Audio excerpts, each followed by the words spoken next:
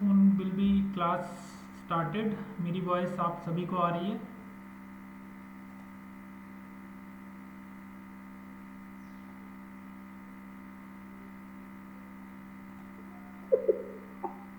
Audio. Audio and video दिख रहा है आप सभी को?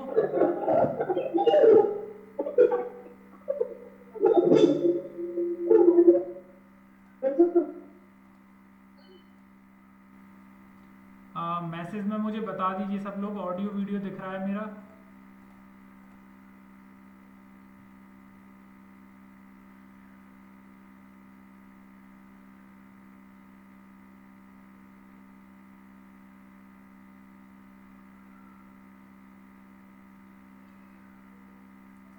हेलो?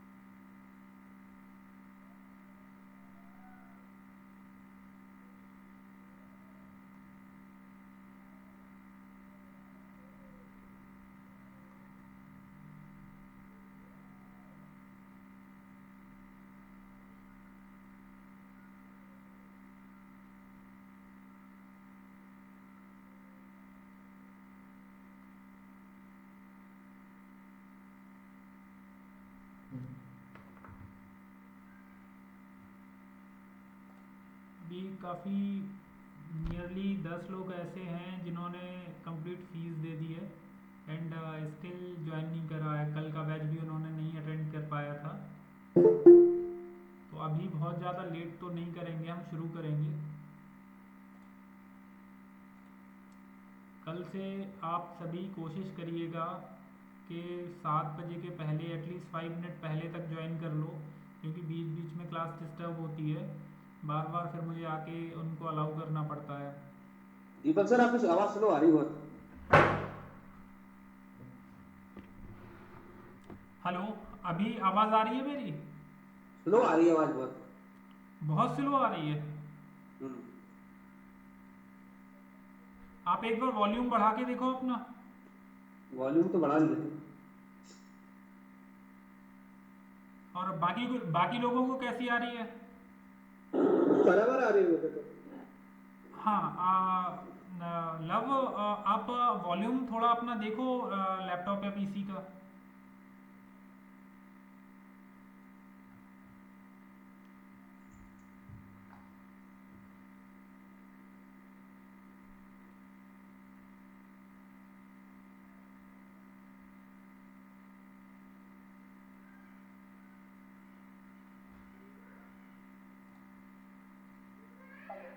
हाँ सर, ज्वाइन कर सकते हैं। श्याम भाई, सॉरी दीपक भाई, ओके ओके वो सर। हमारी वाइफ को कुछ वो कैंसर की पेशेंट है, तो ओके ओके इसलिए सर, आप से ध्यान तो दीजिए, मैं रिकॉर्डिंग से अवेलेबल करा कुछ दूंगा। प्रॉब्लम हो गई है, तो मैं हॉस्पिटल में हूँ, मैं रिकॉर्डेड देख ठीक लूंगा, सर, ठीक है? ठीक, ओके सर। ओके।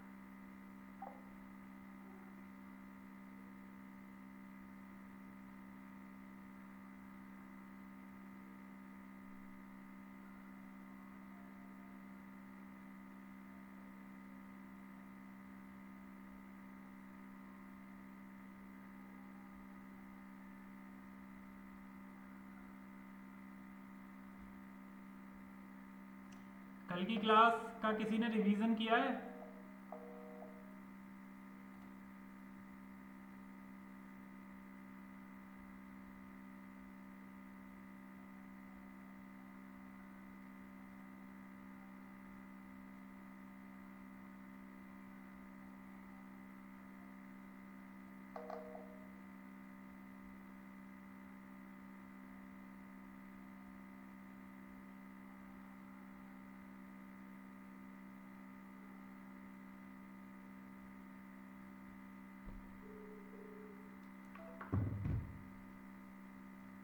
चलिए हम शुरू करते हैं। अभी जिन लोगों को नहीं आना है, अब वो उन लोगों की कॉल है।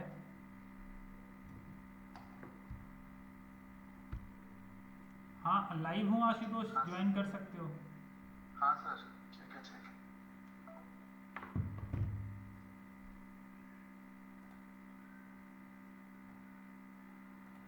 तो मेरा चार्ट दिख रहा है ये S&P 500 का।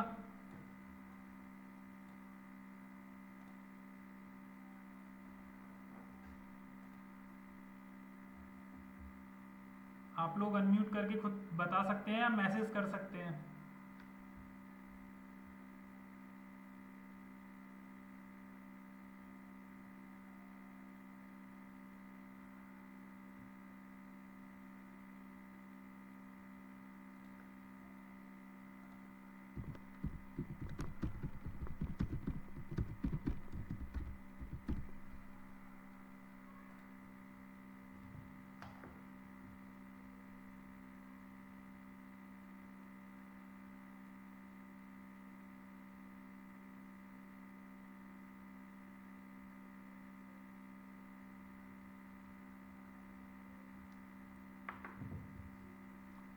सभी लोग सो गए हैं क्या? कोई बात ही नहीं कर रहा है? रिप्लाई तो करो भाई लोग।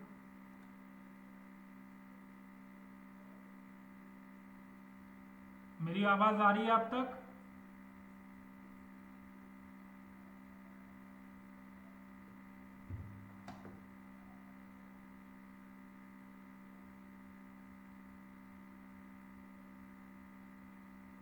हाँ सर, आ रही है आवाज। ओके, चलिए शुरू करते हैं।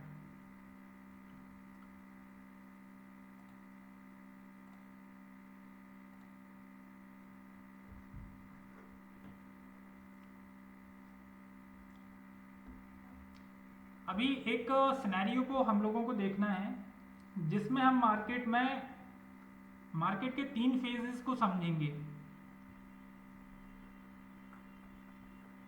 Accumulation, rally, consolidation and distribution. Visible है ना सभी को?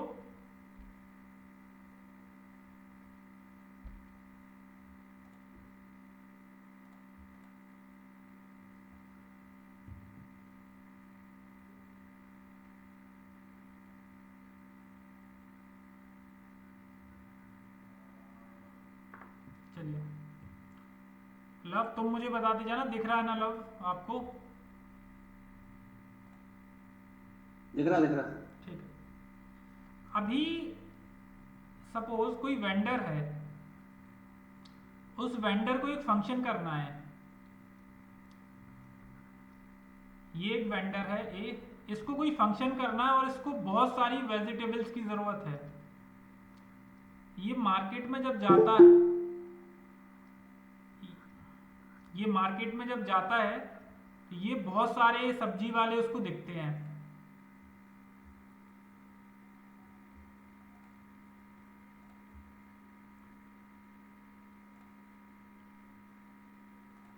तो अभी अभी ये क्या करता है जरा सोचो आप लोग, और मैसेज में मुझे जरूर बताना। इससे आपको एक्युमुलेशन, कंसोलिडेशन और डिस्ट्रीब्यूशन इसी एग्जांपल से क्लियर हो जाएगा। अभी ये बंदा इसके पास जाता है और इसकी पूरी की पूरी जो भी सब्जी होगी, जो भी इसके पास है, जो भी इसको सामान खरीदना है, इसका पूरा खरीद लेता है ये। फिर जाता है ये इस बंदे के पास, इसका भी पूरा सामान खरीद लेता है। फिर जाता है इस थर्ड वाले बंदे के पास, इसका भी पूरा सामान खरीद लेता है। अभी मुझे आप ये बताओ, जब ये चौथे बंदे के पास जाएगा तो कितनी टेंडेंसी है कि ये चौथा बंदा अपना प्राइस को हाइक नहीं करेगा। इस चौथे बंदे ने देखा कि ये आदमी आ रहा है और सबका पूरा माल उठा रहा है एक साथ में, एक एक करके, मतलब इसको जरूरत है। ये वाले लोग जो होंगे ना, ये वाले लोग अपने माल का जो प्राइस है ना उसको अब इंक्रीज करना शुरू कर देंगे, क्योंकि इनको एहसास हो गया है कि कोई बड़े प्लेयर्स है मार्केट के अंदर जिनको हमारा पूरा आइटम चाहिए है। तो ये लोग महंगे दामों पर बेचना शुरू कर देंगे। और हम सब जानते हैं कि कोई भी बड़ा इन्वेस्टर होगा वो हायर प्राइस को खरीदना कभी पसंद नहीं करता है। हमेशा वो ट्राई करेंगे कि उनको लोअर प्राइस मिले मार्केट के अंदर। अब लोअर प्राइस को गेन करने के लिए वो क्या कर सकते हैं, देखो, और यहीं से हमारा एक्यूमुलेशन का कॉन्सेप्ट स्टार्ट होता है।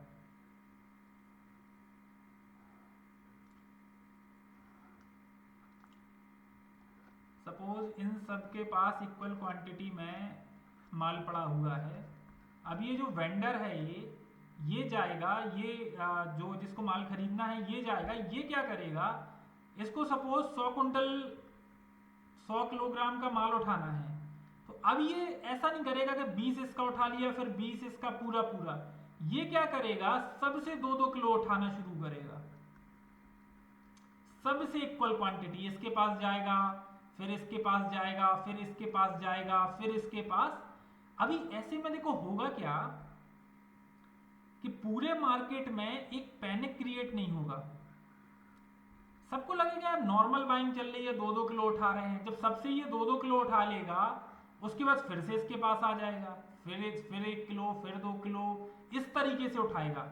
और ये ज्यादा से ज्यादा एक फिक्स्ड प्राइस के आसपास पूरा माल उठा लेगा। और जब इसे लगेगा कि यार अब मेरे पास तो 70-80 किलोज हो गए हैं, चलो अब कोई बड़ी क्वांटिटी ऑर्डर प्लेस कर देते हैं, जितना बचा है सब उठा लो एक साथ।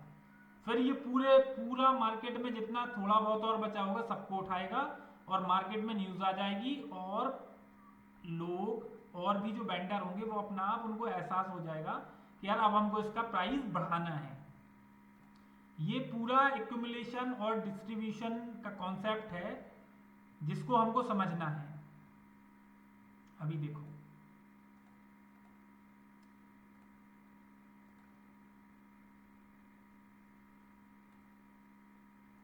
जब भी आपने देखा होगा प्राइस बहुत कभी कभी बहुत लंबे टाइम तक एक रेंज में फंस के रह जाती है।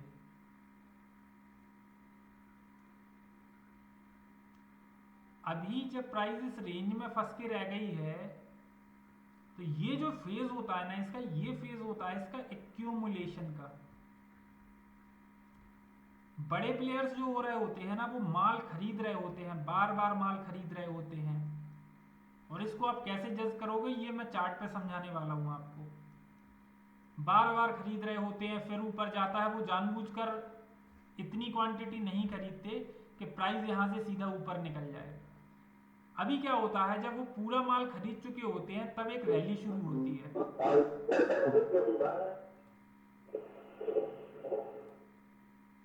हेलो, हाँ राजेश जी, म्यूट कर लीजिए खुद को।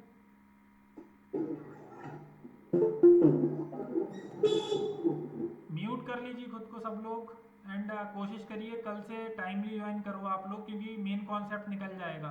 10-15 मिनट शुरू के जो होते हैं वो काफ़ी इंपॉर्टेंट होते हैं। अभी इसके बाद एक्यूमुलेशन होने के बाद आती है एक रैली, क्योंकि प्राइस में इम्बैलेंस क्रिएट हुआ, प्राइस में इम्बैलेंस क्रिएट हुआ और प्राइस में आएगी एक रैली। अब रैली आने के बाद क्या होता है, प्राइस एक बार पॉज लेगा और इस पॉज को हम बोलते हैं कंसोलिडेशन।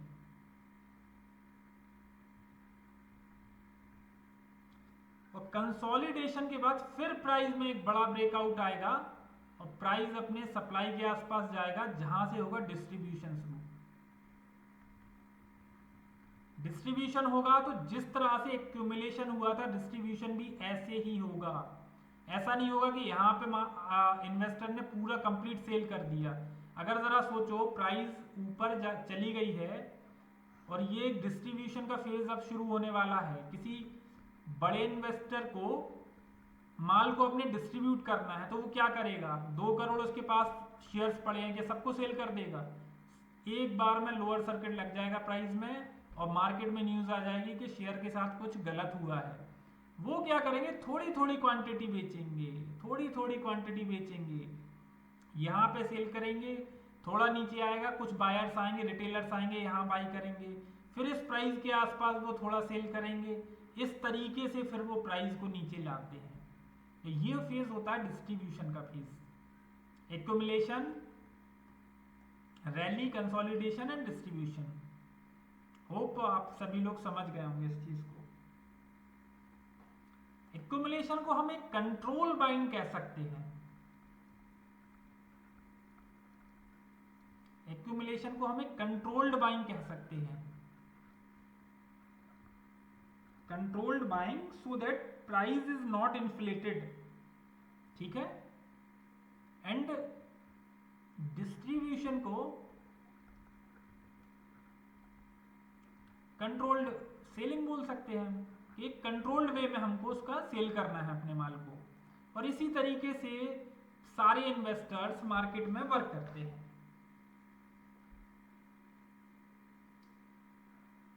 चलिए, ये एक्यूमुलेशन एंड डिस्ट्रीब्यूशन आशा करता हूं आप सभी को समझ आ गया होगा, क्योंकि काफी इजी है, बट इसको समझना बहुत जरूरी है।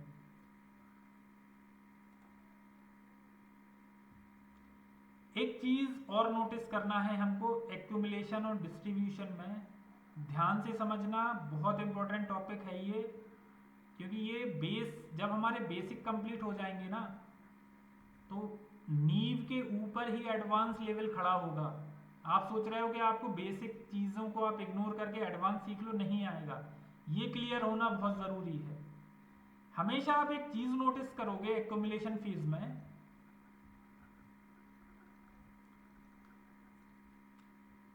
जब एक्यूमुलेशन होगा तो सपोज प्राइस नीचे से ऊपर एक रेंज में लॉक है, ठीक है। अभी इसमें नोटिस करोगे प्राइस इस पॉइंट से इस पॉइंट तक जाने में अगर 5 दिन ले रहा है, 5 डेज, तो यहां से नीचे तक आने में ये 6 और 7 डेज के अंदर ही, ये 10 दिन के आसपास लेगा। मतलब प्राइस में मूव तो आ रहा है, 5 दिन में इतनी रैली कर रहा है, बट जब गिर रहा है तो काफी स्लो गिर रहा है। 10 दिन तक गिरता है तब उसी पॉइंट पर आता है जहां से वो बढ़ना शुरू हुआ था। फिर यहां से ऊपर जाएगा तो 7-8 डेज में कंप्लीट करेगा, बट जब गिरेगा तो 15-20 दिन में धीरे धीरे करके गिरेगा। तो ऐसा जब भी होता है तो आपको ये आइडिया लगाना है कि यार बाइंग तो तेज आ रही है बट सेलिंग बहुत स्लो स्लो आ रही है, फिर बाइंग तेज आ रही है, स्लो स्लो सेलिंग आ रही है। इससे क्या होगा ना, आपको ये आइडिया लगेगा कि बायर्स तो बहुत एक्टिव है, 2 दिन में मार्केट को ऊपर ले जा रहे हैं, बट सेलर्स मार्केट को गिराने में 10 दिन ले रहे हैं। एंड इसी तरीके से जो डिस्ट्रीब्यूशन का फेज होगा वहां भी हमको कुछ ऐसा ही देखने को मिलेगा, just inverse, vice versa. Distribution के फेज में क्या होगा,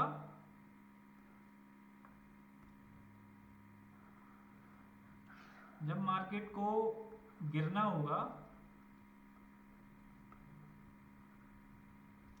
तो मार्केट क्या करेगा, सपोज ऊपर से नीचे गिर रहा है 10 दिन में, बट नीचे से ऊपर जाने में लगा रहा है 20 दिन, फिर नीचे गिरा एकदम सडन 12-13 दिन के अंदर, और फिर ऊपर जाने में लगा रहा है 30 दिन।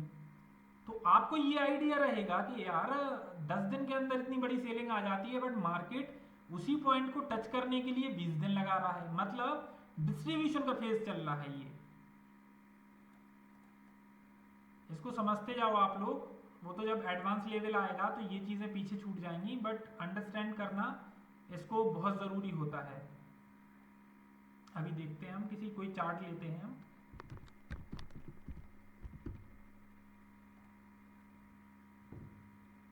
देखो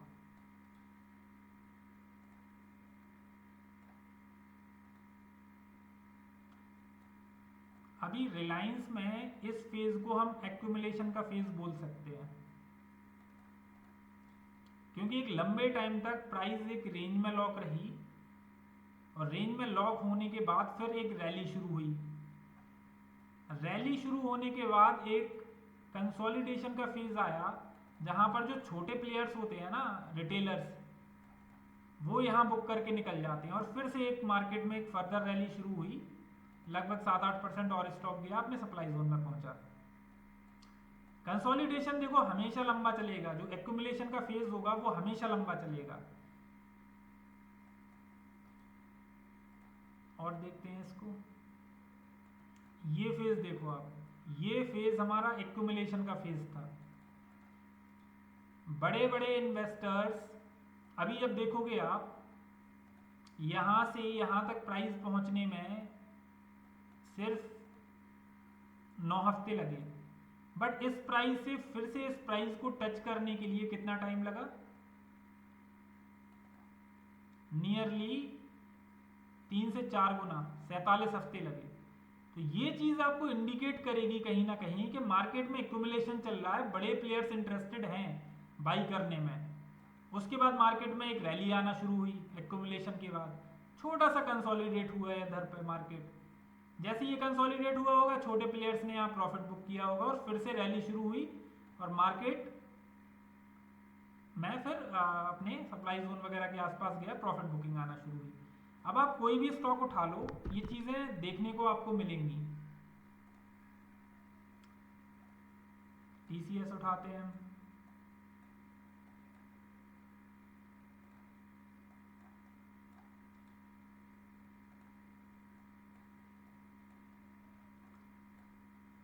टीसीएस में अभी देखोगे आप, तो ये जो फेज रहा है ये एक्यूमुलेशन का फेज रहा है। यहां से यहां तक गिरने में जो टाइम लगा मार्केट को, लगभग टाइम लगा है 19 बार, मतलब 19 हफ्ते। बट यहां से जो रैली शुरू हुई तो वो 13 बार में ही उसने ऊपर पहुंचा दिया मार्केट को। जो एक्यूमुलेशन फेज होगा वो जनरली आपको दिखना शुरू हो जाएगा। ये देख रहे हो आप, सेलिंग कितनी स्लो सेलिंग आई है, लेकिन बाइंग देख रहे हो, कैंडल्स, बाइंग, बायर्स का कैंडल्स देख रहे हो आप, कितना हैवीली बाइंग कर रहे हैं ये लोग, कितना हैवीली बाइंग कर रहे हैं। तो जो एक्यूमुलेशन का फेज होगा ना वो आपको दिख जाएगा। अब डिस्ट्रीब्यूशन का फेज देखो आप, इसी चार्ट में कहीं ना कहीं, या और चार्ट्स देखेंगे हम।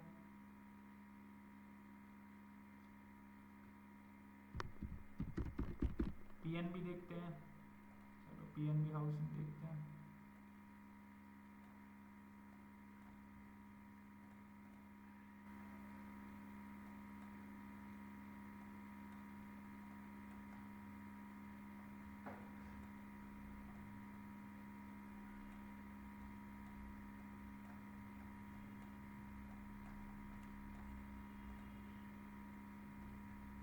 अभी इसको देखो, आप इस कंसोलिडेशन को देखोगे,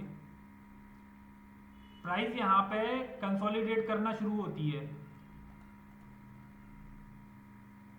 चलो कोई और अच्छा एग्जांपल देखते हैं।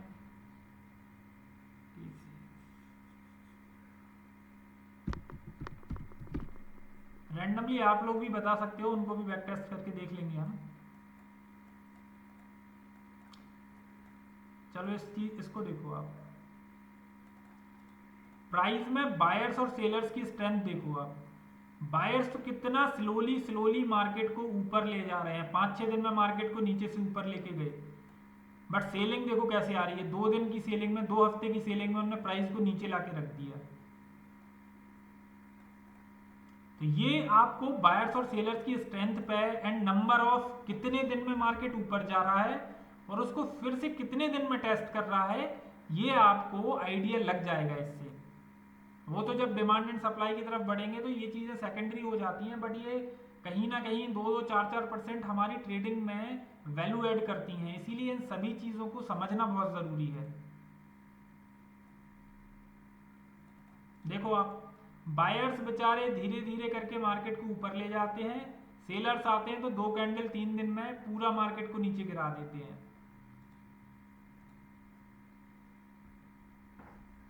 ये हमारा एक्यूमुलेशन एंड डिस्ट्रीब्यूशन कंप्लीट हो गया है इधर पे। अभी हम अपर सर्किट और लोअर सर्किट को एक बार समझ लेते हैं, किस तरीके से ट्रेडर कभी कभी फंस जाते हैं। रिसेंटली 3-4 दिन पहले मेरे पास एक केस आया जिनका काफ़ी बड़ा लॉस हुआ है, उस चीज़ को समझ लेते हैं। ये अपर सर्किट और लोअर सर्किट क्या होते हैं और इनमें कब ट्रेड नहीं की जाती है।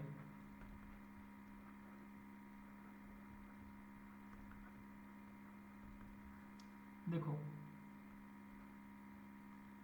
अपर सर्किट क्या होता है कि बायर्स हमारे इतने ज्यादा हो गए कि कोई भी जितने भी सेल ऑर्डर उस समय पड़े होंगे वो सारे के सारे बायर्स ने उठा लिए और अभी कोई भी सेल ऑर्डर नहीं है। जब भी अपर सर्किट किसी स्टॉक में लगेगा तो सेलर्स आपको 0 दिखेंगे, सिर्फ बायर्स दिखेंगे। आप शेयर खरीदना चाहोगे तो आपको शेयर नहीं मिलेगा।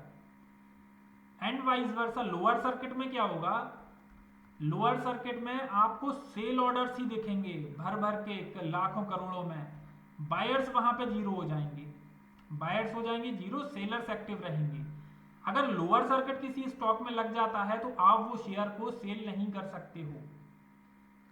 अपर सर्किट किसी स्टॉक में लग जाता है तो उस स्टॉक को अब आप बाई नहीं कर सकते हो, वो 15-20% जो भी उसकी लिमिट होगी वो भागेगा।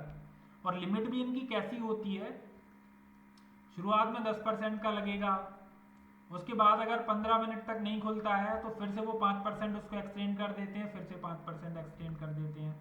ठीक है, इसका अभी देखो IEX के साथ हुआ था, मैं उसका एग्जाम्पल दे देता हूँ आपको। इंडियन एनर्जी एक्सचेंज में लोअर सर्किट लग गया था कुछ टाइम पहले, कोई न्यूज आई थी उसको लेकर, उसकी मोनोपोली को खत्म करने के लिए। वो काफी फॉल आया था स्टॉक में।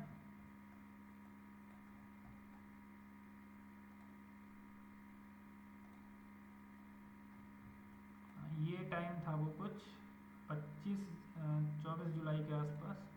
इसको लोअर टाइम फ्रेम पर देखते हैं। ये देखो आप,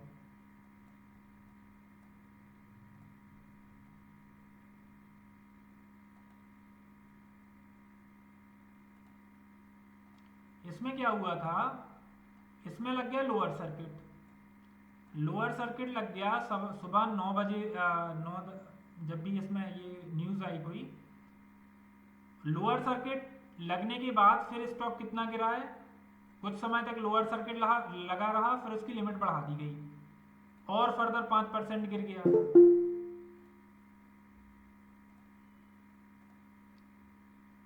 राहुल काफी लेट ज्वाइन किया आपने।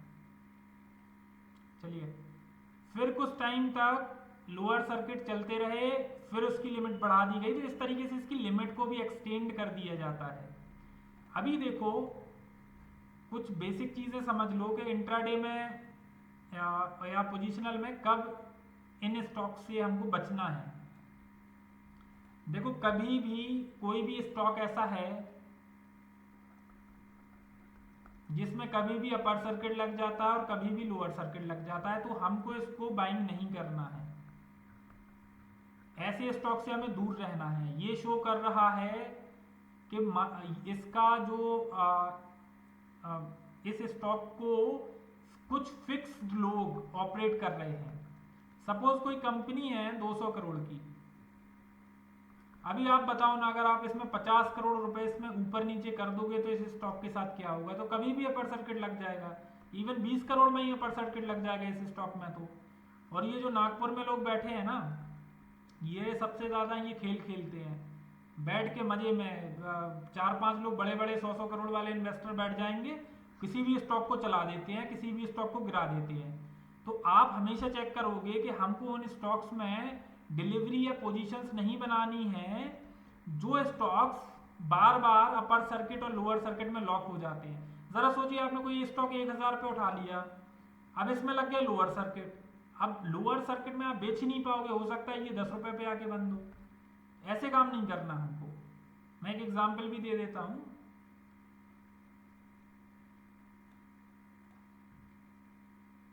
अभी मैं एक दिन देख रहा था पीसी ज्वेलर्स, तो ठीक शेयर है, स्टिल इसमें अपर सर्किट और लोअर सर्किट लग जाते हैं।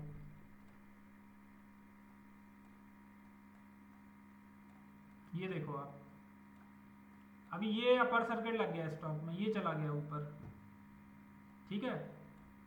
यहां से आके लोअर सर्किट शुरू हो गए। तो इस टाइप के स्टॉक होंगे ना, तो उसमें ना आपको बाइंग को थोड़ा सोच समझ कर करना है। ये देखो आप, यहां से अपर सर्किट लगना शुरू हुई, प्राइस चला गया सीधा 2 रुपए से ऊपर, और 7 रुपए से लोअर सर्किट लगा तो 2 रुपए पे आके रुका। तो ये सब चीजें नहीं करनी है। अब इंट्राडे में भी समझ लो कहाँ पे बहुत बड़ी गलती हो जाती है। अभी 35,000 का लॉस हुआ एक मेंबर का, उन्होंने कॉल किया, सर मैं क्या करूं इसमें। अब इन्होंने किया क्या, इन्होंने एक शेयर उठाया जो काफी गिर रहा था इंट्राडे में। तो इन्होंने अपना लॉजिक लगाया कि यार इतना गिर गया है ना, तो अब कितना ही गिरेगा, मैं इसको अब जाके बाई कर लेता हूँ। शायद अगर थोड़ा सा स्टॉक में गिरने के बाद थोड़ी सी रिकवरी आएगी तो मैं प्रॉफिट कर लूंगा।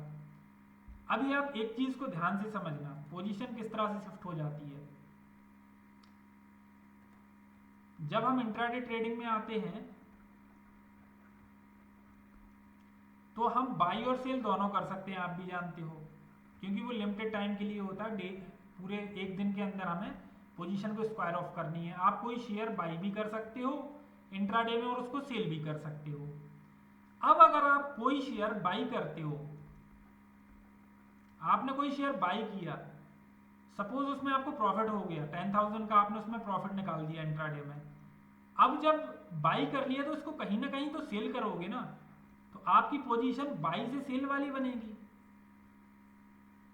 अब अगर कोई आपने शेयर को सेल किया है इंट्राडे में, शॉर्ट पोजीशन बनाई है उसमें, सपोज मुझे लग रहा है टाटा मोटर गिरेगा, मैंने उसको सेल कर दिया, अभी मुझे इसमें अभी 10K का प्रॉफिट हो गया, बट जब मैं इस पोजीशन से एग्जिट करूंगा तो मेरी पोजीशन होगी बाइंग वाली। समझ रहे हो? ये मेरा एक बाय ऑर्डर आएगा मार्केट में। बट अब जरा सोचो कि किसी स्टॉक में लग गया है लोअर सर्किट, हमने इस स्टॉक को बाई कर लिया इंट्राडे में, हमने इसको इंट्राडे में बाई कर लिया। अब क्या होगा? अब तो हम तो फंस गए, क्योंकि मार्केट में ऑलरेडी लोअर सर्किट में crore of order, 20 lakh order पड़े हैं सपोज। अब 20 लाख के बाद 20 लाख एकवा ऑर्डर आपका आया है मार्केट में, पहले ये ऑर्डर एग्जीक्यूट होंगे, इसके बाद आपका, भले ये मार्केट प्राइस पे उसको एग्जिट करो। अब आप एग्जिट नहीं कर पा रहे, अब क्या होगा? 3:45 तक मार्केट का पूरा सेटलमेंट हो गया, 3:30 तक मार्केट और 15 मिनट वो सेटलमेंट का टाइम, आप अभी भी अपना स्टॉक सेल नहीं कर पाए, तो जो लॉस होगा वो तो आप झेलोगे झेलोगे। एनएससी बीएससी आपके ऊपर लगाएंगी जबरदस्त पेनल्टी, समझ रहे हो? जबरदस्त पेनल्टी, और पेनल्टी भी लगती है 60-70% ऑफ द लॉस, याद रखना हमेशा। अगर आपने 20,000 रुपये लॉस किया है ना तो 15-16 हज़ार रुपये और आप पे करोगे इंट्राडे में। अगले दिन उनका ऐसा ही हुआ है, 20,000 का लॉस था और 12-13-15 हज़ार जितना भी हो वो पेनल्टी लगी और 35,000 के आसपास टोटल लॉस हो गया था।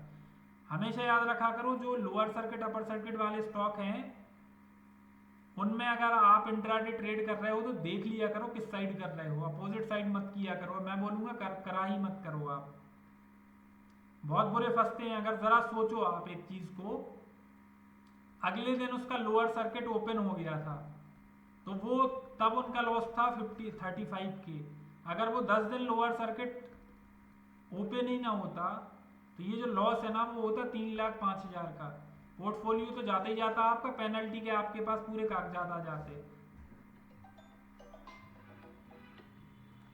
चलो ये भी हमारा क्लियर हो गया। ये इंट्राडे में बहुत सुनने को मिलता है कि लोअर सर्किट या अपर सर्किट लग गया एंड बाई सेल नहीं हो पा रही है अब उस स्टॉक में, तो इन चीज़ों का हमको ध्यान रखना है।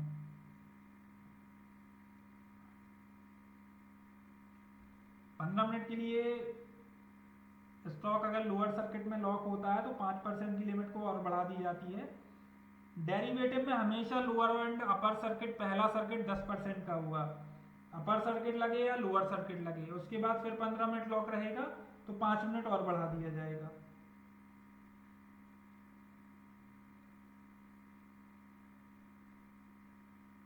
चलिए, कल हमने कुछ कैंडल स्टिक के बारे में हम लोग पढ़ रहे थे एंड एक बार छोटा सा रिवीजन उसका मैं दे देता हूं।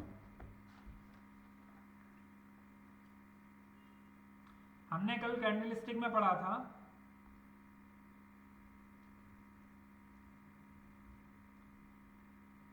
प्राइस, कोई भी शेयर हो, कोई भी कमोडिटी हो, उसका एक ओपनिंग प्राइस होता है, इसके बाद वो एक लो और एक बहुत हाई बनाता है और जाके क्लोज हो जाता है। ठीक है, ओपन होता है, क्लोज होता है, एक लो बनता है, एक हाई बनता है। ओपनिंग और लोअर प्राइस को मिला, ओपनिंग और क्लोजिंग प्राइस को मिला के हम एक कैंडल स्टिक का फॉर्मेशन करते हैं जो इस तरह से कुछ दिखती है।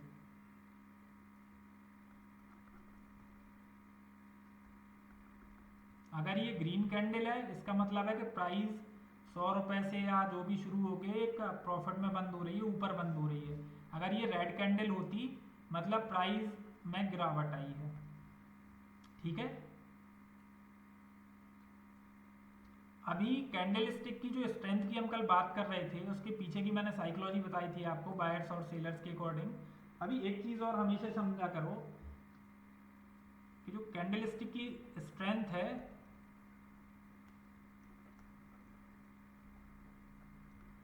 इसको कैसे डिनोट करना है। विक या टेल जो छोटी छोटी वो दिखती है ना, ये जितनी कम होंगी, ये जितनी कम होंगी और बॉडी जितनी स्ट्रांग होगी वो कैंडल भी उतनी स्ट्रांग होगी।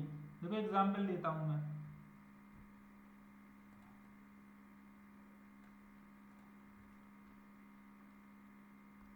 सपोज ये कोई कैंडल है,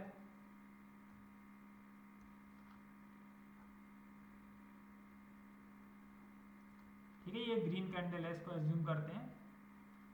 दूसरी कैंडल है ये सारी ग्रीन कैंडल है।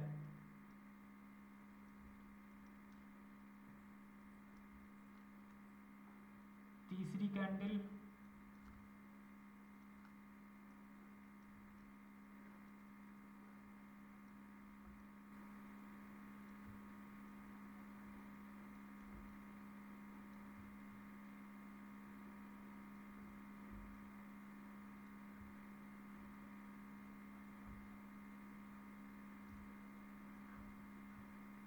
इसके बाद से फिर वो रेड कैंडल्स बनना शुरू होती हैं।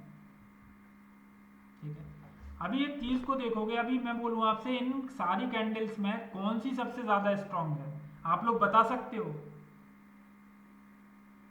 नंबर की तरह। हाँ, देखो क्या होगा ना, विक बॉडी कैंडल की जितनी ज्यादा बड़ी होगी और विक उतनी कम होगी वो कैंडल उतनी ज्यादा स्ट्रेंथफुल होगी। क्योंकि साइकोलॉजी क्या है कि सेलर्स ने उसको एक भी बार उस प्राइस को नीचे नहीं ले जा पाए वो सेलर्स, हमेशा प्राइस सीधा नीचे से ऊपर उठी, नीचे से सीधा ऊपर जाके क्लोज हुई। ऐसी कैंडल्स में आपको ओपन और लो लगभग बराबर मिलेंगे, क्लोजिंग और हाई लगभग बराबर मिलेंगे। फिर आती है कि बायर्स ने थोड़ी सी फाइट करी, सेलर्स ने फाइट करी, स्टिल मार्केट में ग्रीन में क्लोज हुई, ऐसे ऐसे करके अब ये कैंडल आ गई। इसका क्या सिनेरियो है, बॉडी तो ये इसकी बहुत छोटी सी है, अब इसमें बायर्स और सेलर्स की फाइट चलेगी, ये नीचे ले जा रहे हैं, ये ऊपर ले जा रहे हैं, कोई इंडिसिसिव हो रहा है, इंडिसाइसिव हो रहा है, सब कुछ क्लैरिटी नहीं मिल रही है। अभी इसको देखो तो ये वीक कैंडल्स होती जाती हैं, और ऐसी रेड कैंडल्स में होता है, बस उनका कलर रेड होता है। स्ट्रॉन्ग रेड इस तरीके से होगी, थोड़ा वीक रेड,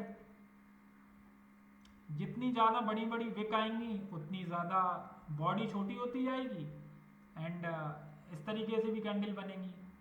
तो ना इनकी स्ट्रेंथ को देख सकते हो। अभी हम लोग कुछ कैंडल स्टिक के पैटर्न समझेंगे, समझना हमें देखो सब कुछ है, फ्यूचर में जब हम डिमांड एंड सप्लाई पे पहुंचेंगे तो सब हमारे लिए यूजलेस हो जाएगा, क्योंकि वो एक अलग ही जोन है। उसको देखने के बाद ना आप कैंडल स्टिक देखोगे ना, ये बेसिक सारा कुछ उठ जाएगा, स्टिल समझाना बहुत जरूरी है।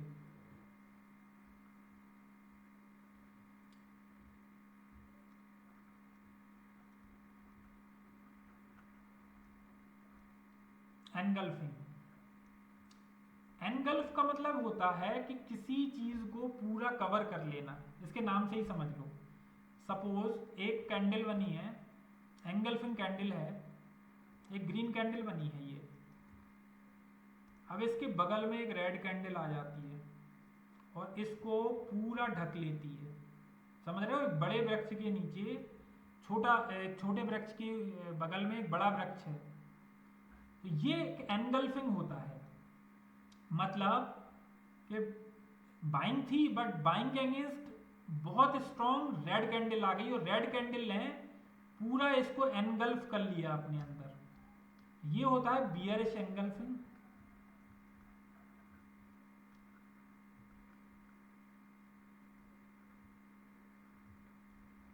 एक बुलिश एनगल्फिंग होता है।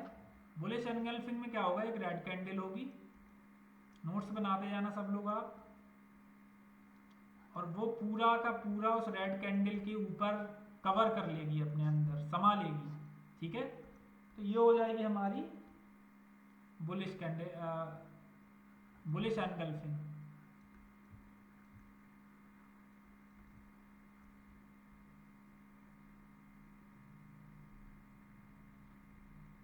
चलिए अभी हम समझेंगे इनसाइड बार को।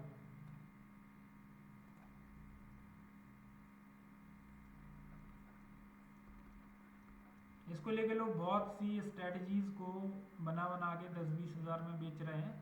खैर इसका कोई एक्चुअल सेंस नहीं होता है, बट ठीक है। इनसाइड बार एंड बुलिश हरामी एंड बियरिश हरामी।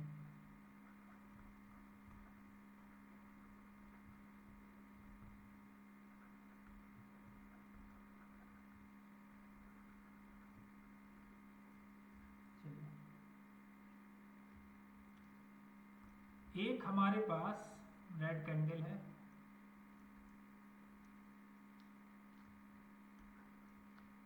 उसके बगल में एक ग्रीन कैंडल है। अभी देखो इसके नाम पे मत जाओ, इनसाइड बार वगैरह वो कुछ मत देखो, केवल इतना देखो कि ये पैटर्न क्या कहना चाहता है आपसे, सिर्फ इतना देखो आप। ये कहना चाहता है आपसे कि एक सेलिंग तो जरूर आई है, स्टिल अगली कैंडल ने उस प्राइस को होल्ड कर लिया है गिरने से, सिर्फ इतना समझो आप। इसके नाम में कुछ मत जाओ, इनसाइड बार क्या है, आप इसके पीछे की बस साइकोलॉजी को समझो कि ये कैंडलस्टिक पैटर्न जो भी है ये क्या कहना चाहता है आपसे। इन द सेम वे एक ग्रीन कैंडल है बियरिश में,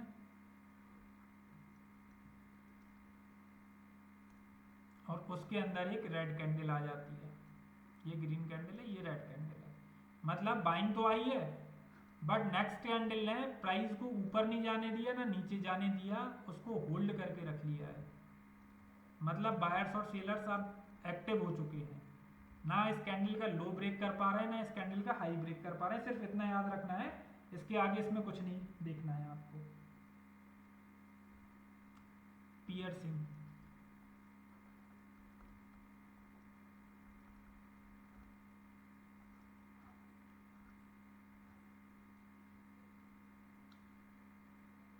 पियर्सिंग में क्या होता है, पियर्स का मतलब समझ रहे हो, आपके चुभ रहा है कुछ, नाम से क्लियर होगा पियर्सिंग हो रहा है कुछ।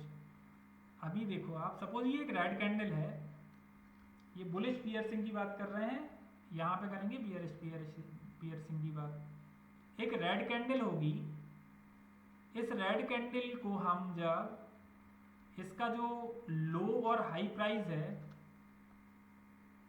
लो प्लस हाई, इसको जब डिवाइड बाई 2 करेंगे, हम इसका 50% निकालेंगे और उसको मार्क करेंगे, तो जो भी आएगा, जो भी पूरी कैंडल का 50% आएगा, अगर इसके बाद नेक्स्ट कैंडल उस 50% के ऊपर क्लोज होती है तो हम इसको बुलिश पियर्सिंग कहते हैं। क्या कहते हैं? Bullish piercing. कंडीशन क्या है कि जो रेड कैंडल आई है, इसका मैटर नहीं करता कि इस कैंडल का लो ब्रेक हो रहा है नहीं हो रहा है, हो सकता है ये ऐसी भी हो, लेकिन ये इसकी बॉडी के 50% के ऊपर जाके क्लोज कर रही है, मतलब बायर्स एक्टिव हैं, इसका सिर्फ इतना मतलब होता है। अभी सिर्फ इतना समझना है। बियरिश पैटर्न, बियरिश एनगल्फिंग में क्या होगा, एक ये है, इसका 50% ये है, एंड एक रेड कैंडल आती है और 50% के से ज़्यादा उसको ब्रेक करके क्लोज कर देती है। ठीक है, चलो कुछ देख लेते हैं, किसी ना किसी चार्ट में हमको दिख जाएंगी। निफ्टी की चार्ट देखते हैं।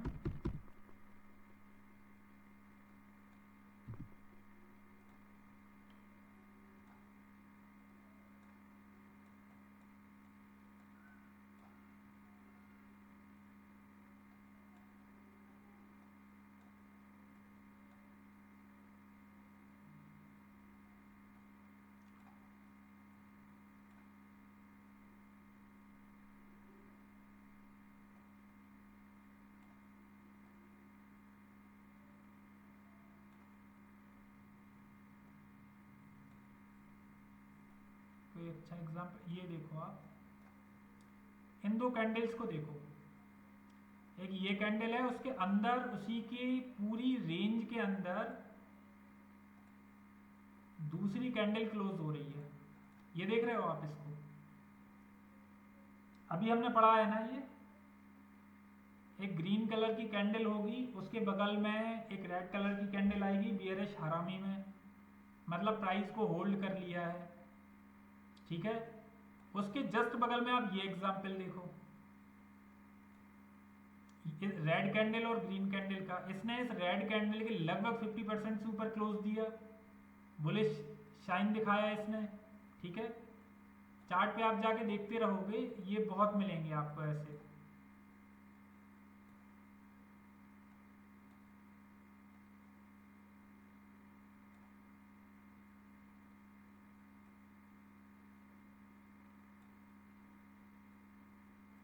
ये देखो आप, रेड कैंडल के बगल में ग्रीन कैंडल है और पूरी ग्रीन कैंडल इसी की रेंज के अंदर है।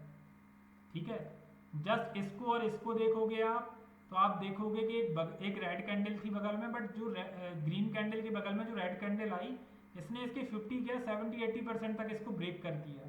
ठीक है,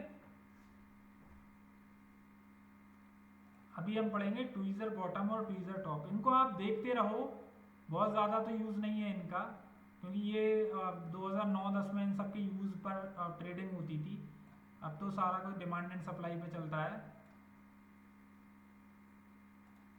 चलो,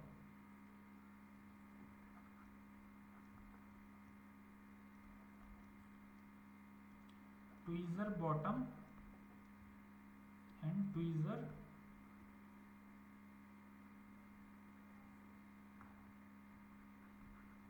देखिए, अब tweezer bottom and tweezer top क्या होते हैं, इनको समझते हैं। सपोज प्राइस में एक फॉल आ रहा है, ठीक है, यहां पे बनती है एक रेड कैंडल,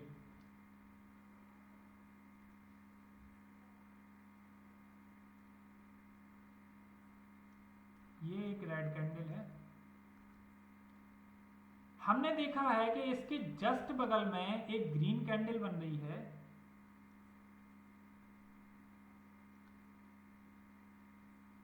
जिसका लो पिछली वाली लो की, जो रेड कैंडल का लो था और जो ग्रीन कैंडल बनी है, दोनों के लो इक्वल है, इक्वल लो।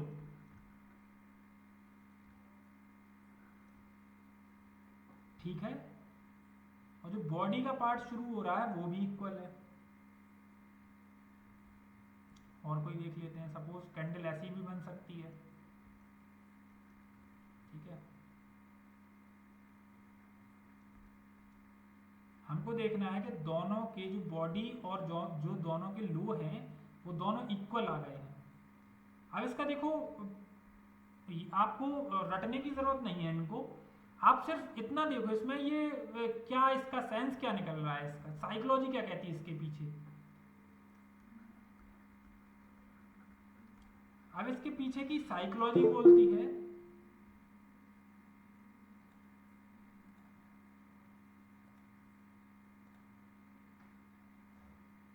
इसके पीछे की साइकोलॉजी बोलती है दो कैंडल का लो इक्वल आ रहा है, मतलब इसके नीचे, लास्ट कैंडल के नीचे प्राइस नहीं जा पा रहा, मतलब कोई ना कोई तो इधर है ना जो बाइंग कर रहा है, फिर ऊपर निकल रहा है, हो सकता है एक बार और नीचे आए, फिर यहां से ऊपर चला जाए, मतलब कोई तो बाइंग दे रहा है ना यहाँ पे। इक्वल लो का सिर्फ इतना सेंस है। और जो ट्वीजर टॉप और ट्वीजर बॉटम के नाम पे बहुत कुछ मार्केट में यूट्यूब पे मिलेगा, साइकोलॉजी उसकी ये है, प्राइस में कोई ना कोई लो पर बाइंग कर रहा है, तभी तो प्राइस क्लोज नहीं कर पा रही है।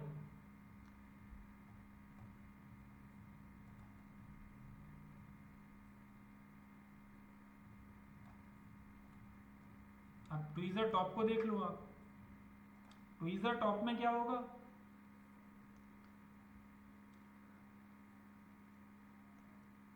एक ग्रीन कैंडल बनती है, ठीक है, इधर पे बनती है, उसके जस्ट बगल में एक रेड कैंडल, कैसी भी हो सकती है, किसी भी साइज की हो सकती है, उनके हाई बराबर होंगे हमेशा, समझ रहे हो। मतलब इधर जो इसका हाई पॉइंट था ना प्रीवियस कैंडल का, वो ब्रेक नहीं हुआ, कोई ना कोई तो सेलर है जो नहीं चाहता कि प्राइस इसके ऊपर जाए। लोग ऐसा एज्यूम कर लेते हैं कि अगर ये ट्वीजर टॉप बन रहा है ना तो इधर से सेलिंग आने वाली है, ऐसा कुछ नहीं होता, समझने की बातें हैं ये सब, जब आगे समझोगे आप तो सब कुछ नील होने वाला है।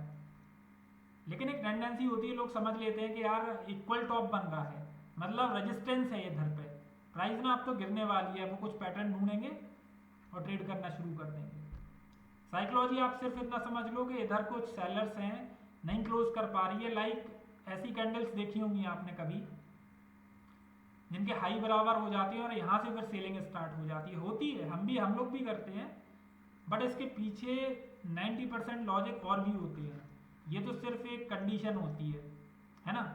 अभी आज के भी चार्ट में मैं दिखा देता हूँ आपको, एक चीज़ नोटिस करोगे आप, निफ्टी का चार्ट में आज मैंने देखा इस चीज़ को,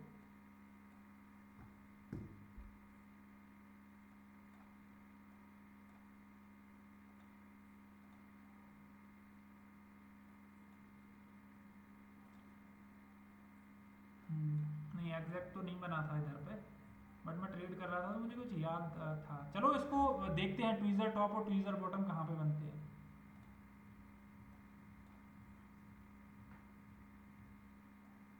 अभी ये देख रहे हो आप, इस कैंडल का लो इस कैंडल के लो के बराबर होता ना तो ये भी ट्वीजर टॉप में आ जाता, भले ये काफी छोटी कैंडल है।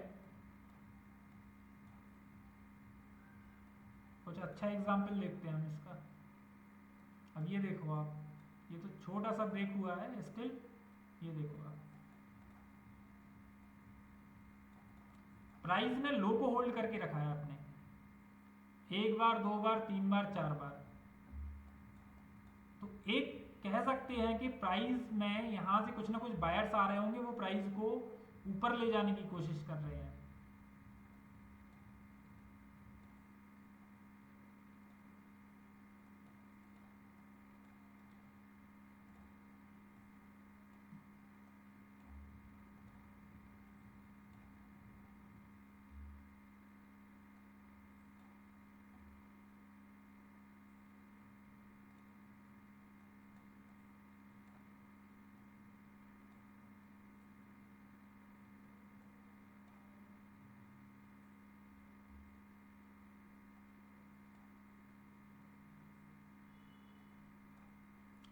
अब ये देखो आप एक छोटा सा एग्जांपल,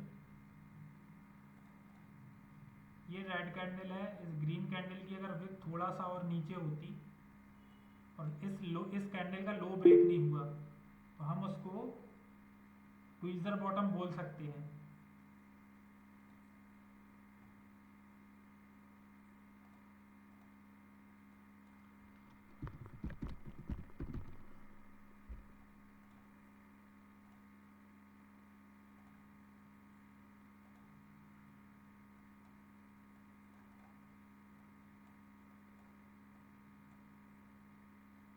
इक्वल लोज समझ लिया करो, इक्वल लोज जहां भी देखने को आपको मिल जाए।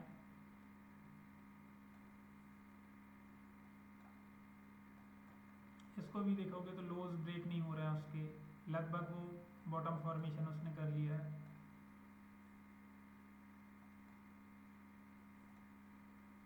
इसको देखो आप, हाई ब्रेक नहीं हुए, दोनों के हाई सेम है।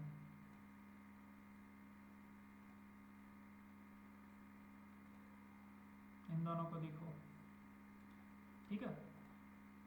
चलिए,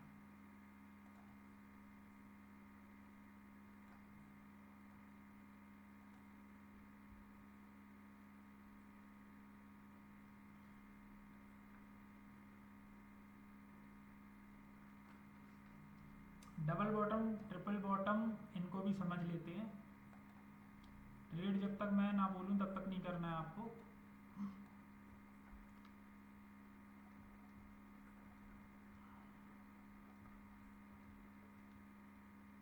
देखिए डबल बॉटम के मतलब क्या होता है, प्राइस एक गिरती हुई आ रही है, उसके बाद वो एक लो का फॉर्मेशन करती है, सेकेंड टाइम फिर से वो उसी लो के आसपास आती है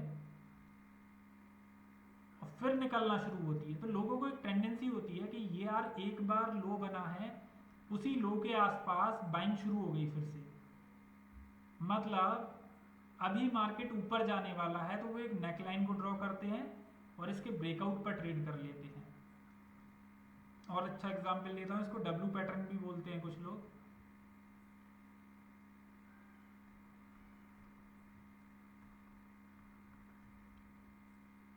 प्राइस में एक गिरावट आई, फिर प्राइस ऊपर गया, फिर प्राइस नीचे आया और अपने लो के आसपास से सपोर्ट लेकर फिर निकलना शुरू हुआ। तो लोग जनरली, लोगों की टेंडेंसी होती है यहाँ पर वो इस ब्रेकआउट पर बाई कर लेते हैं।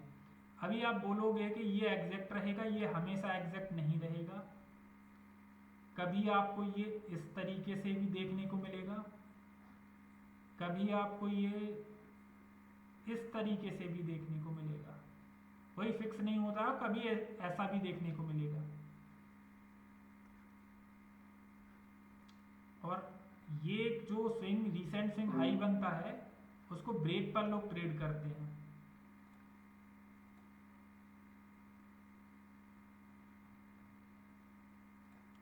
अभी इसके साथ देखो प्रॉब्लम क्या होती है, अगर आप ये ट्रेड इधर प्लान कर रहे हो और प्राइस यहाँ से यहाँ तक मूव आ गया है, सपोज इसमें 10% का मूव आ गया है, तो आपका स्टॉप लॉस तो इधर ही आना है, हमेशा आपका स्टॉप लॉस बड़ा होगा। कभी भी इस तरीके से जब बाइंग करो ना, तो हमेशा बॉटम पे पकड़ने की कोशिश किया करो, इधर मत बाय किया करो, ठीक है। ये तो बुलिश के लिए हो गया, बियरिश के लिए देख लो आप। सपोज प्राइस में इस तरीके से कोई मूव आ रहा है, ऊपर जाके एक हाई बनाता है, फिर नीचे आता है, फिर एक हाई बनाता है, और उसी के हाई के आसपास से प्राइस गिरना शुरू होता है, लोग इस स्विंग को मार्क करते हैं। इधर पे जब ब्रेक डाउन होता है, इधर पे जब ब्रेक डाउन होता है, तो लोग इधर पे सेल करना शुरू कर देते हैं। उनकी एक टेंडेंसी रहती है कि ये हाई ब्रेक नहीं हुआ पिछले हाई से, मतलब आप सेलर्स आ जाएंगे। एम कैसा बनेगा, ये हमेशा एक जैसा नहीं बनेगा, कभी आपको ऐसा देखने को मिलेगा, कभी एग्जैक्ट बन जाएगा, कभी ऐसा भी बनेगा। ठीक है, वही बताऊंगा मैं, वही कि अगर शॉर्ट कर रहे हो तो यहाँ पे हम लोग आइडेंटिफाई करना सीखेंगे, यहाँ पे कैसे पकड़ना है। इतना रिस्क नहीं लेंगे हम लोग। जैसा डबल बॉटम होता है वैसे ही ट्रिपल बॉटम होता है।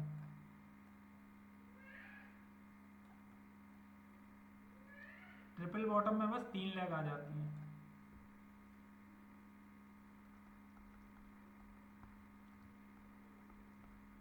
ट्रिपल बॉटम प्राइस इस तरीके से गिर रहा है, 3 बार टेस्ट करेगा और उसके बाद वो निकल जाएगा।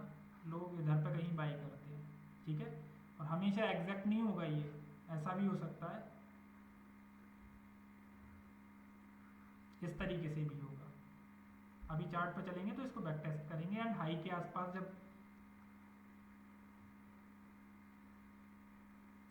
प्राइस यहाँ से ऊपर जा रही है, एक बार टेस्ट किया हाई को, 2 बार टेस्ट किया, 3 बार टेस्ट किया, उसके बाद गिर गई, ट्रिपल बॉटम, ये सेल साइड के लिए है। हमेशा इस तरीके से भी हो सकता है कुछ। चलो इसको देख लेते हैं तो ज़्यादा क्लैरिटी मिलेगी उधर पे आपको।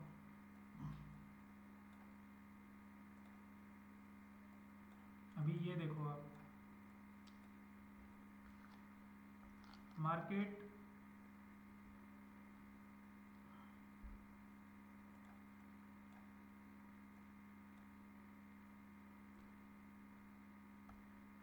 में एक फॉल आया, उसके बाद मार्केट ऊपर गया, अगेन इसने एक लो बनाया, और लो बनाने के बाद फिर से ऊपर जा रहा है। लोग जनरली इधर बाई करते हैं ब्रेकआउट पर।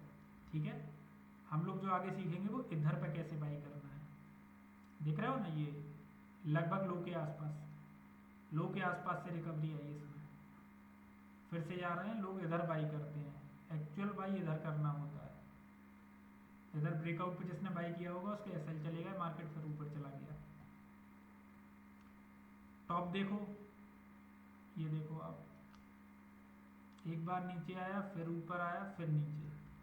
ठीक है, लोग इसके ब्रेकडाउन पर लोगों ने फिर बाई किया होगा। ये ट्रिपल टॉप का एग्जाम्पल हो गया, इधर पर लोगों ने सेल किया होगा, स्टॉप लॉस चले गए। ऐसा नहीं करना है हमें, सिर्फ समझ लो इनको कैसे यूज़ करना है, वो तो मैं बताऊंगा आपको। ये देखो आप, ये डबल टॉप का एग्जाम्पल, फिर से ऊपर गया, नीचे आया, ऊपर गया, फिर ठीक है, यहाँ से सेल साइड हो गया।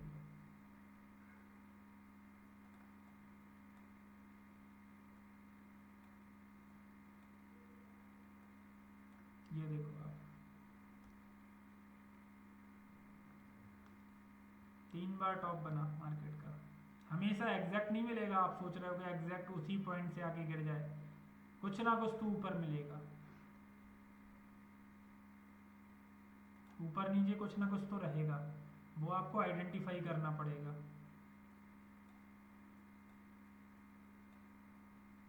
अभी ये देखो डबल बॉटम का एक एग्जांपल, ये देखो।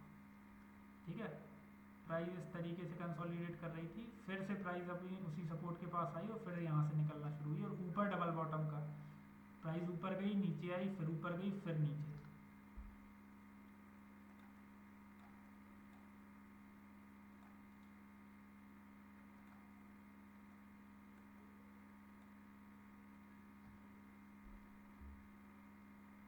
अभी मैं आपको एक चीज़ और सिखा के जाऊंगा इसमें, वो होता है टाइम फ्रेम। टाइम फ्रेम यहाँ सीखेंगे, उसके बाद चलेंगे हम जो मल्टी टाइम फ्रेम एनालिसिस है, जब वो सीखेंगे तब हम कंप्लीट टाइम फ्रेम का एनालिसिस सीखेंगे, किस तरीके से 1 मिनट टाइम फ्रेम से 1 ईयर तक के टाइम फ्रेम को कैसे एनालाइज किया जाएगा।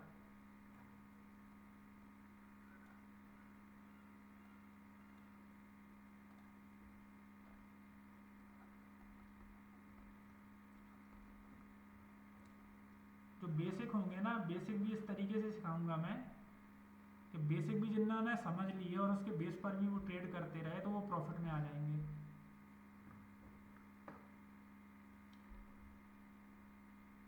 देखिए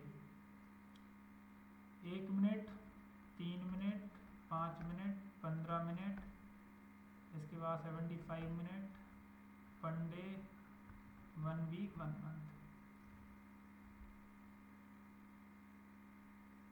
ये 1 मिनट की कैंडल है, ये 3 मिनट की है, ये 5 मिनट, 15 मिनट। अब अगर 3 मिनट की एक कैंडल कोई बन रही है तो क्या हम कह सकते हैं कि 1-1 मिनट की 3 कैंडल्स बन जाएंगी उधर पे? 3 कैंडल्स 1-1 मिनट की जो मिला के जो फॉर्मेशन हो रहा होगा वो 3 मिनट की कैंडल पे दिखेगा। 3 5-5 मिनट की कैंडल्स बन के एक 15 मिनट की कैंडल बनाती हैं। 5 15-15 मिनट की कैंडल्स बनकर एक 75 मिनट की कैंडल बनाती हैं। देखो इसको, ये देखो, ये 1 मिनट की एक कैंडल है, इसका ओपन हाई आप देखोगे ये 1 मिनट का है, 959 की कैंडल है, 1 मिनट की कैंडल है। ठीक है, आज के ये आप देखो, ये जितनी भी कैंडल्स हैं ये सब 1 मिनट की कैंडल्स हैं। जैसे ही हम इसको 3 करते हैं ना तो कुछ आपको साइज अलग दिखना शुरू हो जाएगा। क्यों? क्योंकि अब वो 1-1 मिनट की जो कैंडल थी अब 3 मिनट के फॉर्मेशन में क्या हुआ है, वो एक कैंडल डिनोट कर रही है।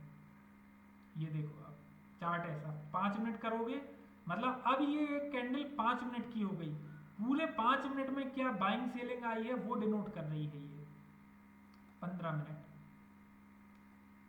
15 मिनट में जब जाओगे तो आप देखोगे 15 मिनट में एक कैंडल बन रही है, पूरे 15 मिनट की बाई और सेल का ओपन हाई लो क्लोज का जो एक समग्र रूप है वो दिखेगा आपको। आप जैसे जैसे टाइम फ्रेम को बढ़ाते जाओगे आपको क्लैरिटी भी उतनी ज्यादा मिलेगी। 1 मिनट पे आपको कुछ दिख रहा था बट आपने जैसे ही आप 1 आवर के टाइम फ्रेम पर आए ना आपको कुछ अलग दिखना शुरू हो गया। आपको ये देखना शुरू हो गया कि यार हायर टाइम फ्रेम में तो प्राइस सपोर्ट ले रही है एक ही जगह से 3 4 5 बार उसने सपोर्ट ले लिया है प्राइस ने।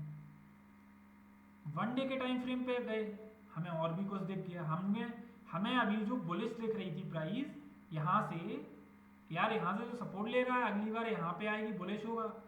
जैसे ही हमने 1 डे का टाइम फ्रेम लगाया हमें प्राइस बेयरिश दिखनी शुरू हो गई। अरे यार इतनी बड़ी सेलिंग आई है उसके बाद प्राइस नीचे सपोर्ट ले रहा है, हो सकता है ये ब्रेक हो जाए। समझ रहे हो कैसे माइंडसेट चेंज हो रहा है? 1 वीक पे चले गए मतलब एक हफ्ते में एक कैंडल, एक हफ्ते में हमने देखा तो हमने देखा कि यार यहाँ से तो प्राइस काफी ऊपर गई है, यहाँ से प्राइस में प्रॉफिट बुकिंग आई है। 1 मंथ पे आते हैं, 1 मंथ पे देखते हैं तो हमको तो क्लैरिटी से दिख रहा है कि प्राइस में एक अपसाइड है, अपसाइड जाने के बाद प्रॉफिट बुकिंग आ रही है, प्राइस निकल जाएगा। ये हम देख रहे हैं इतने टाइम से, तो रिलायंस का तो चार्ट हमको सीधा दिख रहा है, नीचे ही नहीं जाता है, ऊपर नीचे करके निकल जाता है। 3 मंथ का टाइम फ्रेम लगा रहे हैं, 3 मंथ का टाइम फ्रेम देखते हैं हम जब तो हमें 1995 से अभी तक का चार्ट दिखता है। हम देख रहे हैं कि प्राइस तो हमेशा ऊपर ही जाती है रिलायंस की, कुछ ना कुछ तो स्टॉक में है। एंड इवन निफ्टी में भी देखोगे आप, निफ्टी में लोग क्यों बोलते हैं कि लॉस नहीं होता है भारतीय शेयर बाजार में, यही रीजन है वो। हम निफ्टी को देख रहे हैं 1991 से तो हमें प्रॉफिट ही दिख रहा है, हमें लॉस कब दिखा? बताओ स्ट्रक्चर चेंज कब हुआ निफ्टी का, कितनी बार हुआ? जो मैंने बताया ना कि एक बार डाउन ट्रेंड आएगा, डाउन ट्रेंड शुरू होने के लिए 2 बार स्ट्रक्चर का ब्रेक होना जरूरी है। कल की क्लास में बताया था, कितनी बार ब्रेक हुआ है इसका बताओ आप, कितनी बार ब्रेक हुआ 1991 से हायर टाइम फ्रेम में? इवन जब मार्केट शुरुआत ये हर्षद मेहता का भी टाइम था, उस समय भी प्राइस ने अपना स्ट्रक्चर ब्रेक नहीं किया नीचे की तरफ। 2 बार अगर ये नीचे ब्रेक करती तो मैं मान लेता कि डाउन ट्रेंड है, एक बार ब्रेक होता है मैं मानता हूं साइडवेज है।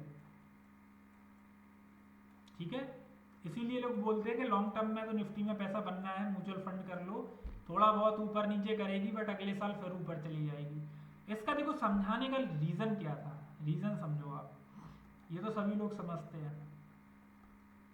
रीजन ये था कि हायर टाइम फ्रेम जो होता है ना, higher time frame pulls lower one.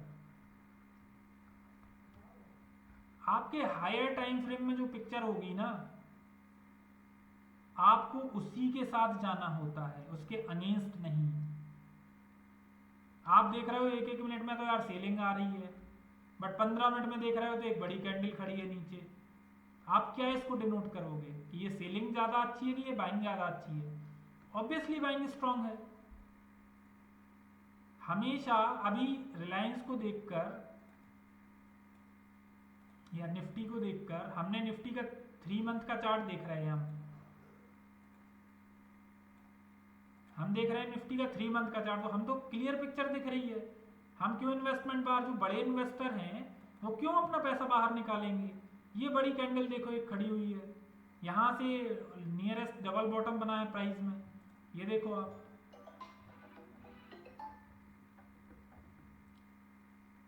एक बॉटम ये था, एक बॉटम ये बना है। हम क्यों, बड़े इन्वेस्टर कभी पैसा नहीं निकालेंगे। बट जैसे जैसे आप लोअर टाइम फ्रेम पर आते जाओगे ना, आपको पिक्चर थोड़ा धुंधली नजर आनी शुरू हो जाएगी। आप देखोगे यार इधर तो स्ट्रक्चर भी ब्रेक होते जा रहे हैं, प्राइस तो गिरती जा रही है, क्या करूं मैं, इन्वेस्टमेंट अलग कर दूं, है ना। हमेशा हायर टाइम फ्रेम को देखना है आपको। लोअर टाइम फ्रेम अगर उसके फेवर में है, आप ट्रेड प्लान करो। मतलब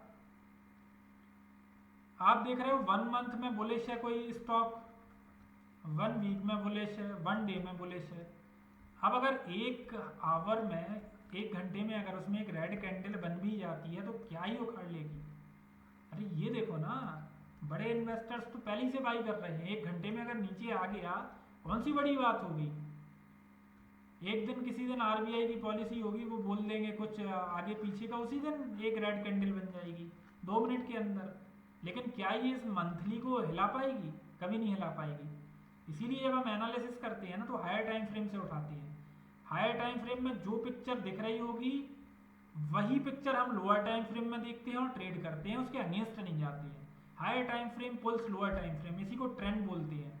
हायर टाइम फ्रेम में अगर ट्रेंड हमारा बुलिश है तो हम बार बार अपना दिमाग नहीं लगाएंगे इधर से शॉर्ट पोजीशन बनाने की, यार वो तो गिर जाएगा, बहुत आ गई है, बहुत ऊपर निकल गया।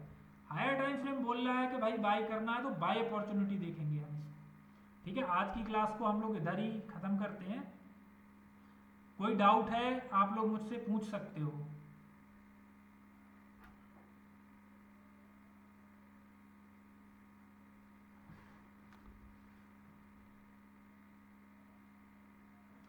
लव, आशुतोष, भरत, राजेश,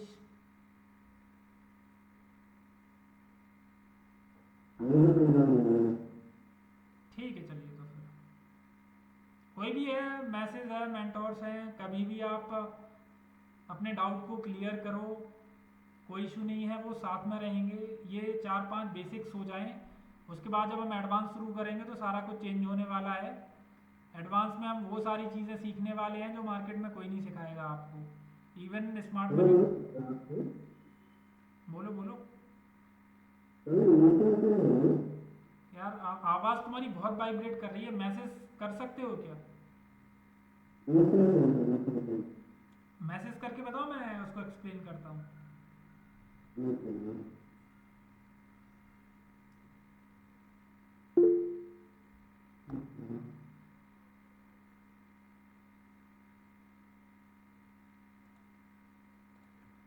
यहाँ पे मैसेज कर सकते हैं।